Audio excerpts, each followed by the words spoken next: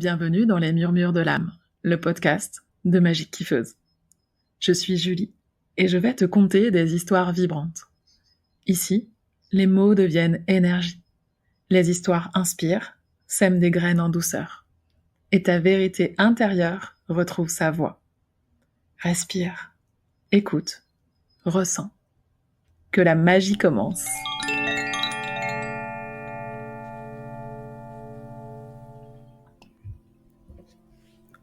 La gardienne des écumes. Il était une fois, dans un pays sans nom, une jeune femme appelée Naya. Elle n'était ni reine, ni mendiante, juste celle qui sentait tout. Depuis l'enfance, les voix des arbres lui parlaient dans le vent. Les douleurs des autres vibraient dans sa poitrine. Les silences la blessaient plus que les cris. Le moindre bruit semblait entrer en elle comme une marée haute. Elle sentait les murs tristes, les rires forcés, la colère retenue dans les regards. Même les lieux dégageaient une empreinte invisible que personne d'autre ne semblait percevoir. Les gens disaient qu'elle était trop sensible, que c'était dans sa tête. Mais ce n'était pas dans sa tête, c'était dans tout son corps. Alors, avec les années, Naya avait appris à se retirer, à s'éloigner. Elle s'était installée dans une cabane au bord de la mer, entre les pins tordus par le vent et les rochers noirs.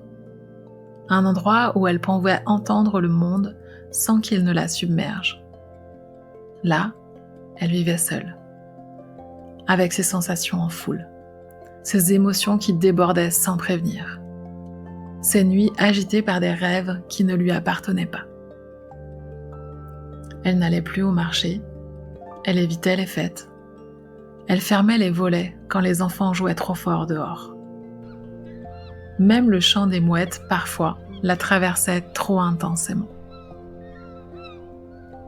Et pourtant, malgré l'isolement, malgré le silence, quelque chose restait en tension en elle, une fatigue du dedans, comme si elle portait trop, même loin de tout. Un matin, alors que la brume traînait encore sur le rivage comme un châle humide, Naya sentit une sensation étrange dans sa poitrine. Pas une douleur, une sorte de fil lumineux étiré entre ses côtes. Et une voix très ancienne, venue du bas de son ventre, chuchota. « Tu es appelée. Viens. » Elle pensa d'abord à l'ignorer. Après tout, elle avait appris à se méfier de ce genre de voix. Mais ce jour-là, la mer elle-même semblait l'inviter.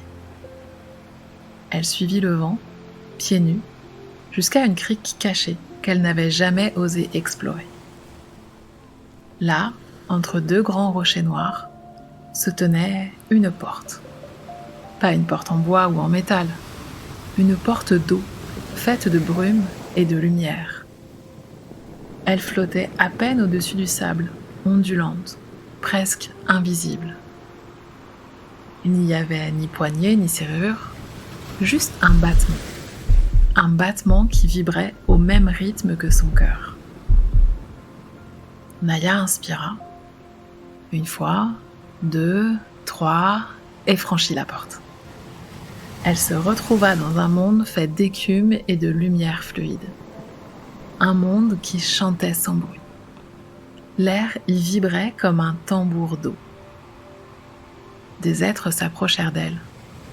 Certains avaient des yeux de baleine, d'autres des peaux translucides, parcourues de lueurs bleues.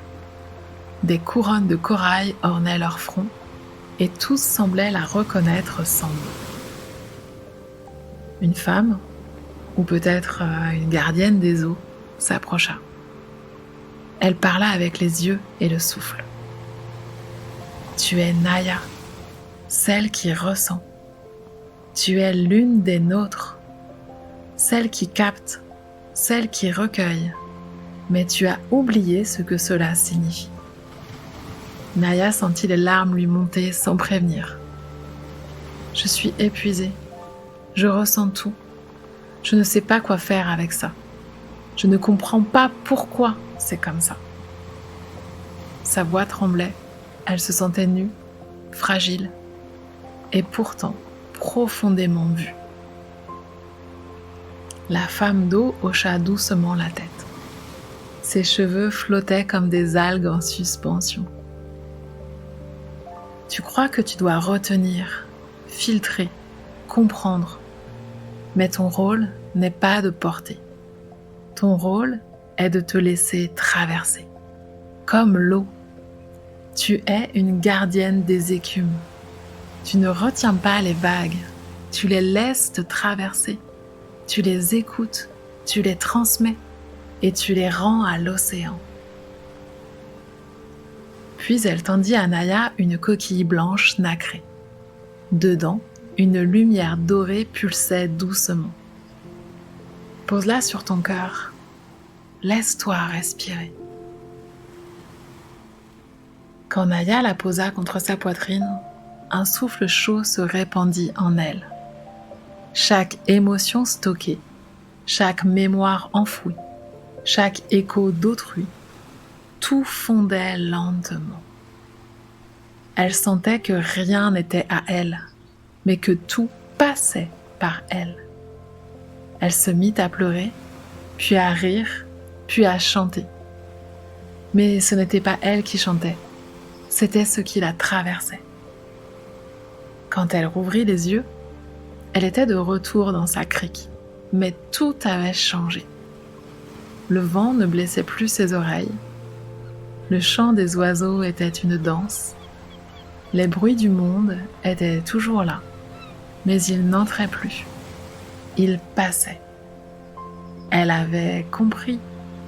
Ce qu'elle ressentait n'était pas un fardeau. C'était un chant du monde, un courant.